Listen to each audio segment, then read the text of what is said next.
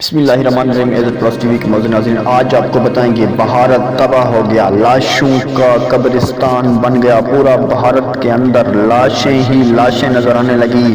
ناظرین یہ کیسے ہوا، اچانک سے یہ کیسے ہو گیا، یہ آپ کو ابھی خبر بتاتے ہیں کہ بھارت کے اندر کیسے سارے لوگ اتنی اموات ہونے لگی، کتنے لوگوں کی موت ہونے لگی، اس کی وجہ کیا ہے۔ ناظرین آپ کو اس سب کی ابھی تفصیل بتاتے ہیں، آپ اپنی سکرین پر بھی دیکھ سکیں گے کہ یہ کیسے ہو گیا۔ مودی کی حکومت کے دوران میں یہ بھارت کے کیسے قبرستان اور لاشوں سے بھر گیا۔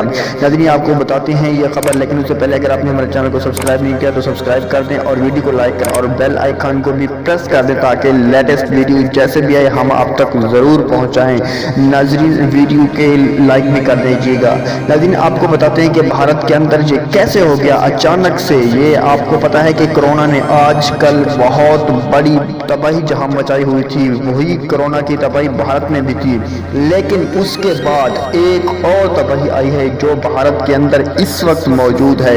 اس تباہی نے بھارت کو تباہ کر کے رکھ دیا ہے۔ ناظرین وہ ہے ایک سمندری طوفان جو کہ بھارت کی طرف رخ کر چکا ہے، اور اس کی وجہ سے اتنی تباہی ہوئی کہ تقریباً 2 لاکھ کے قریب لوگ بھارت کی ہجرت کر چکے ہیں، مائگریٹ ہو چکے ہیں، چلے جا چکے ہیں، کیونکہ اس کی وجہ سے بہت سارے نقصانات ہوتے ہیں۔ اس کے علاوہ تقریباً اس طوفان کی وجہ سے بھارت کے اندر 500 لوگوں کی اموات ابھی تک ہو چکی ہیں اور ابھی تک وہ جاری ہیں آگے۔ جہاں تک بھارت کے اندر 3,20,000 کے قریب لوگ کورونا کی وجہ سے مرے ہیں، وہاں پر طوفان نے بھارت کا جینا چیرن کر دیا۔